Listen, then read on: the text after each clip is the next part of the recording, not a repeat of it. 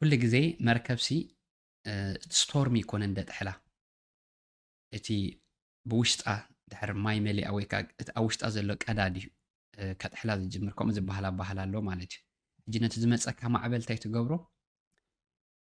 نطقم خاتغيرو مالتي حاف كم زبلك حدش اكسبيرينس حدش تموكرو كم تفلت كم تفتني قبرك مالتي بزن 4 ستيج سيزا حلف زن 4 ستيج انتاين forming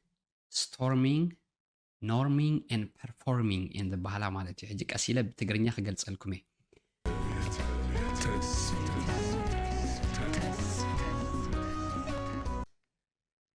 ሰላም ሰላም ከመይ ቀኒኹም ዝኸበርኩም ተኸታተልቲ መደብ ቤተ ተስፋ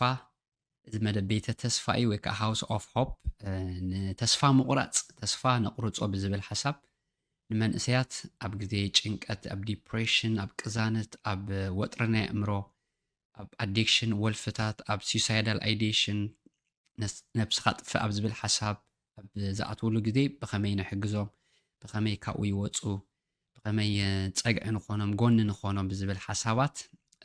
ዝተዳለወ መደብ እዩ እምበኣር ሎሚ 4 ስቴጅ ኣብ ሶሲዮሎጂ ኣብ ካልኣይ ዓመት ከለና ብዩኒቨርሲቲ እዚአን 4 ስቴጅ ኣብ ሂወት ኣብ ናብራ ኣብ ኩሉ ነገር ማለት እዩ 4 ስቴጅ ከም ንሓልፍ ቀደም ተማሂሬንስ ብጣዕሚ ኣብ ሂወት ድማ ብዙሕ ጠቂመና እሞ ከካፍለኩም ኢለ መፄ ተካፍሎ ነገር ኩሉ ግዜ ይበዝሓልካ እዩ ማለት እዩ ስለዚ 4 ስቴጅ ክንሪና ኣብ ሂወት ዋላ ኣብ ሓዳር ይኹን ኣብ ካምፓኒ ክትምስርት ከለኻ ኣብ ኢንስቲትዩሽን ኣብ ዝተፈላለዩ ነገር ኩሉ ነገር በዘን 4 ስቴጅ እዩ ዝሓልፍ እዘን 4 ስቴጅ እንታይን forming storming norming and performing in the ባህላ ማለት እዩ ሕጂ ቀሲለ ብትግርኛ ክገልጸልኩም እየ forming stage እንታይ እዩ መጀመርታ ክትራኸብ ከለኻ ወይ establish ክትቀውም ከለኻ ማለት እዩ ሓዳር ይኹን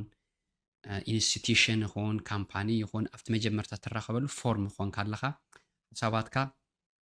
ሚቹዋል አይዲያስ ወይ ከዓ ንኽልቲኻ ሓደ ዝገብረካ ኢኻ ትዘራርብ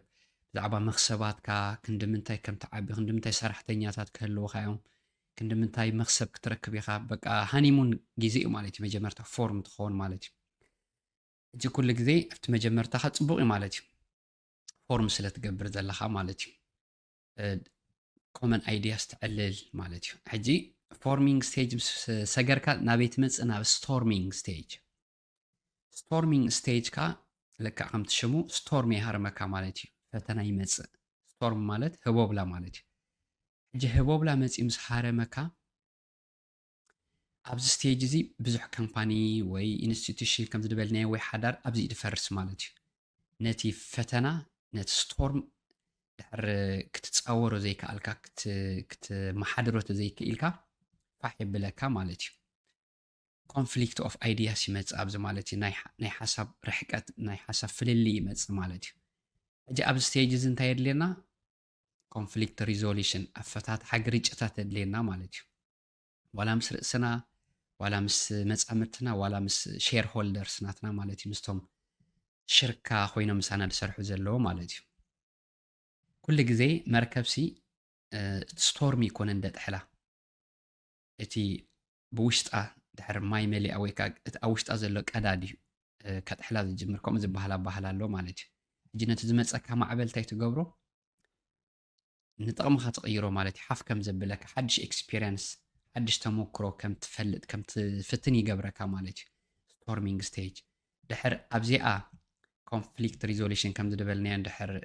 ክእለት ምሕደራ ግርጨት ተዘይብልካ ግን ፋሕ የብለካ ማለት እዩ ስለዚ ፎርሚንግ ስቶርሚንግ ምስ ሓለፍከ ናበይ ትመፅእ ሽዑ ናብ ኖርሚንግ ከዓ ናብ ኖርማል ማለት እዩ ከም ሽሙ ናብ ኖርማል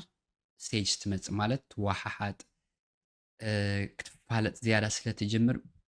እሱ ድፈትዎን እሱ ደይፈትዎን እሳ ትፈትዎን እሳ ዘይትፈትዎን ወይ ከዓ ሼር ሆልደር ካኻ እንታይ ድደሊ እንታይ ድፈቱ እንታይ ክደይፈቱ ደጋራጭዋካ ዝነበረ ነገራት ዳ ዝግ ዳበለ ይመፅእ ማለት እዩ ናብ ኖርሚንግ ስቴጅ ትመፅእ ማለት እዩ ብድሕሪ እዚ ዝያዳ ክትዋሓጥ ክትሰማማዕ ስለ ትጅምር ናብታ ራብዒት ስቴጅ ትመፅእ رابع ستيج كا performing stage performing stage شعب perform تقبر مالتي you perform good تيلا مخانا أمنت ناب excellence يمتي خالخا مالتي ناب لعل بقعات متي مالتي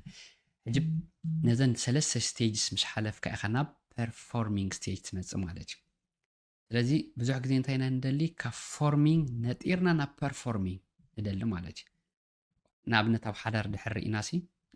مجمرت honeymoon stage نايس بقى كل نجر تبو إذا خونا الكامالتي رايقنا مونغو قريتشتات لي مسمى تتفتيرو واو كم زلي تتصبحوا زيات زفلت أسبدي زيت زفلت أسبدي إلنا نمسم بعدنا أتو مالتي أب كامبانيتات كأكم مالتي كسارة خجات من ناخل ناي hierarchy مني مرحيونة تقولي أب كامباني أمنت من ماناجر يكون تخيلنا نفت مخسبينا ندل مالتي حجي كفورمينج نتيرنا نا performing أين متسنينا كفورمينج نابين متسن ناب storming نفتن نقوانت قلت أم بزح بهوتنا دي تتصبني ايديا سمص مالتي دي تتصبني خسارات تمص نزي امس حلفنا جناب نورمينج نمص زق نبل اكسبيرينس نخون تمكر زلوم سبات نخون شعنا performing كا ناب اكسلنسي نمص مالتي ስለዚህ ነዘን أربعة ستيجز كل ጊዜ ኣብ ህይወትኩም ዘክርዎን ኣይትሰንብዱ በቲ ዝመጽእ ዋዒ ሓዊ በቲ ዝመጽእ ፈተናሲ ኣይትሰንብዱ ማለት እዩ forming storming norming performing ዝበሃል أربعة ستيجز እየን ማለት እዩ እዚ ካብ ነውፂ ናይ ኣእምሮ ካብ ጭንቀት ከድሕነና እዩ ማለት እዩ ለከ በተን ስቴጅ ሴን ዝሓልፍ ዘለኹ ብምባል ካብ ወጥሪ ካብ ጭንቀት ናይ ኣእምሮ ከድሕነና እዩ ማለት እዩ እምበኣር ናይ ሎሚ ፕሮግራምና ብዝኽኑ ወዲእና ከይተነውሓና እዛ ቪድዮ መታን ብካልእ ቪድዮ ክሳብ ንራኸብ ላይክ ሳብስክራይብ ብምግባር ናብ ካልኦት ሰባት ድማ ብምብፃሕ ሼር ክትብልዋ ነዛ ቪድዮ ብክብሪ ዕድመኩም ሩፍታ ናይ ኣእምሮ ሰላም ዕረፍቲ ጥዕና ምነየልኩም ምስ ቤተሰብኩም ሰናዩ ሰላም